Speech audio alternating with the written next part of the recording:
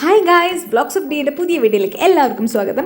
ഞാൻ ഇന്ന് കാണിച്ചു തരാൻ പോകുന്നത് പാൽച്ചുരമാണ് കേട്ടോ. സാധാരണ നമ്മൾ വയനാട്ടിലേക്ക് പോകുന്നത് നെടുമ്പോയി ചുരം വഴിയാണ്. അപ്പോൾ നെടുമ്പോയി ചുരത്തിൽ ഇപ്പം ചെറിയ ചെറിയ പ്രശ്നങ്ങൾ, അതായത് റോഡിൽ ഇങ്ങനെ പൊട്ടിക്കിടക്കുന്നുണ്ട്. അതുകൊണ്ട് അതിലൂടെ വണ്ടികൾ അങ്ങനെ കടത്തി വിടുന്നില്ല. അതുകൊണ്ട് നമ്മൾ ഇത്തവണ പാൽച്ചുരം വഴിയാണ് വയനാട്ടിലേക്ക് പോകുന്നത്. അപ്പോൾ ഞാൻ കരുതി, ഞാൻ ഇതുവരെ പാൽച്ചുരത്തിലൂടെ പോകുമ്പം വീഡിയോ എടുത്തിട്ടുണ്ടായിരുന്നില്ല. അപ്പോൾ ഇത്തവണ എന്തായാലും ഒരു വീഡിയോയും കൂടി എടുക്കാമെന്ന് വിചാരിച്ചു. അപ്പോൾ എല്ലാവർക്കും എൻ്റെ വീഡിയോയിലേക്ക് സ്വാഗതം.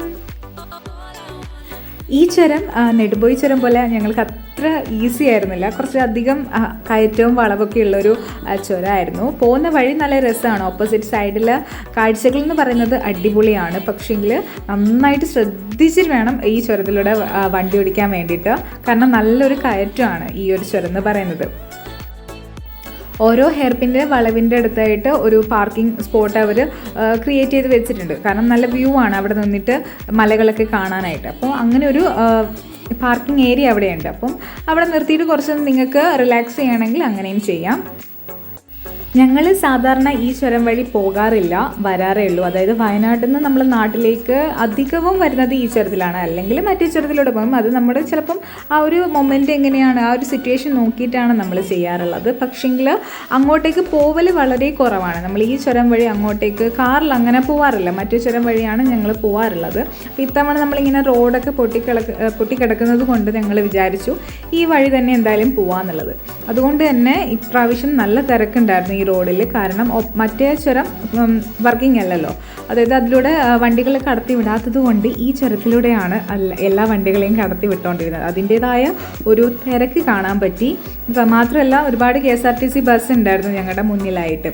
അപ്പം അതിൻ്റെ പുറകിലായിട്ടാണ് ഞങ്ങൾ കാർ ഓടിച്ച് പോയത്.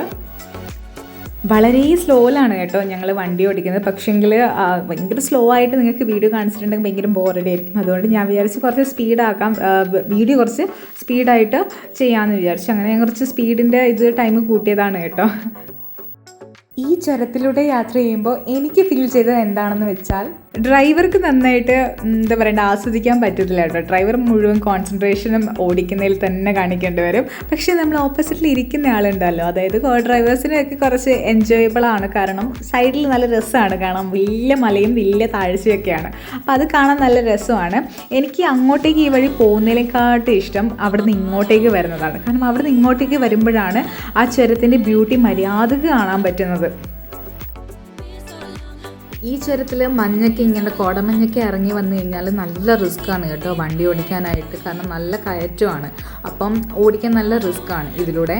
ഞങ്ങൾ ഒരു ദിവസം നാട്ടിലേക്ക് ഒരു പുലർച്ചെ പോകേണ്ട ഒരു സിറ്റുവേഷൻ വന്നായിരുന്നു. അപ്പം ഞങ്ങൾ രാവിലെ ഇറങ്ങിയായിരുന്നു. അപ്പോൾ ഫസ്റ്റ് ടൈമാണ് അത്രയും രാവിലെ നമ്മൾ പോകുന്നത്. അപ്പം മഴയും ഉണ്ടായിരുന്നു അത്യാവശ്യം. നോക്കുമ്പോൾ റോഡ് ഫുള്ള് കോടമഞ്ഞായിരുന്നു, ഒന്നും കാണാനേ ഉണ്ടായിരുന്നില്ല. അങ്ങനെ ഞങ്ങൾ വളരെ വളരെ ശ്രദ്ധിച്ചുകൊണ്ട് പതിയെയാണ് വണ്ടി മുന്നോട്ടേക്ക് നീക്കിയത്. കാരണം അത്രയ്ക്ക് കോടമഞ്ഞായിട്ട് റോഡ് തന്നെ കാണാൻ പറ്റുന്നുണ്ടായിരുന്നില്ല. അപ്പം രാത്രി ആയാലോ അല്ലെങ്കിൽ പുലർച്ചെ ആ സമയത്ത് നല്ല കോടമഞ്ഞായിരിക്കും ഈ റൂട്ടിൽ ഉണ്ടാവാറ്.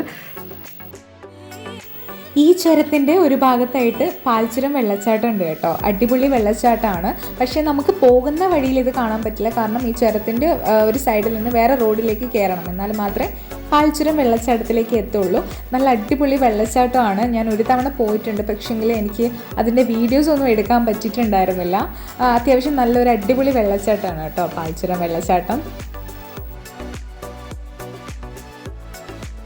സാധാരണ ഇരിട്ടി ഭാഗത്തു നിന്ന് വരുന്ന വണ്ടികളാണ് കൂടുതലായും ഇതിലൂടെ പോകാറുള്ളത്. പക്ഷേങ്കിൽ ഇപ്പോൾ മറ്റേ ചുരം ഇപ്പം ബ്ലോക്ക് ആയതുകൊണ്ട് തന്നെ തലശ്ശേരിയിൽ നിന്ന് വരുന്ന വണ്ടികളടക്കം ഇതിലൂടെയാണ് പോകുന്നത്. അതാണ് നിങ്ങൾക്ക് ഇത്രയും തിരക്കൊക്കെ കാണാൻ പറ്റുന്നത്. ഈ ചുരത്തിൻ്റെയും പല ഭാഗത്തായിട്ട് ഇങ്ങനെ മണ്ണൊക്കെ ഇടിഞ്ഞ് വീണിട്ടുണ്ട് കേട്ടോ. പക്ഷേ നമുക്ക് ട്രാവൽ ചെയ്യുമ്പോൾ അതൊരു ബുദ്ധിമുട്ടായിട്ട് ഫീൽ ചെയ്യുന്നില്ല.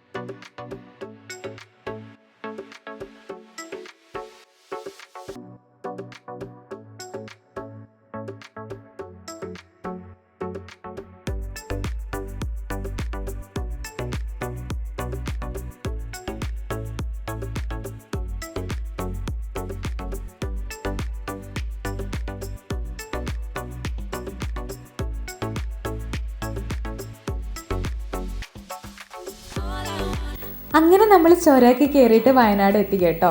ഇതാണ് ബോയ്സ് ടൗൺ. ഇവിടെയാണ് നമ്മൾ ഈ ചുരം കയറിയിട്ട് എത്തുന്നത്. അധികവും ഇവിടെ ചെക്കിംഗ് ഒക്കെ കാണാറുണ്ട്, പക്ഷേ ഇന്ന് ചെക്കിംഗ് ഒന്നും കാണുന്നില്ല. പോലീസ് ചെക്കിംഗ് അധികവും ഇവിടെ ഉണ്ടാവാറുണ്ട്. അങ്ങനെ നമ്മൾ വയനാട്ടിൽ എത്തിയിരിക്കുന്നു ഗായ്സ്. അപ്പോൾ നിങ്ങൾക്ക് കാണുമ്പോൾ തന്നെ മനസ്സിലാവുന്നുണ്ട് എന്ത് മനോഹരമാണ് വയനാട് എന്നല്ലേ. നല്ല പച്ചപ്പും അടിപൊളി തേയിലത്തോട്ടങ്ങളൊക്കെ ആയിട്ട്. അപ്പോൾ ഗായ്സ്, എൻ്റെ ഈ കൊച്ചു വീഡിയോ എല്ലാവർക്കും ഇഷ്ടമായെന്ന് വിചാരിക്കുന്നു. പുതിയ വീഡിയോയുമായി വരുന്നത് വരെ ബൈ ബൈ.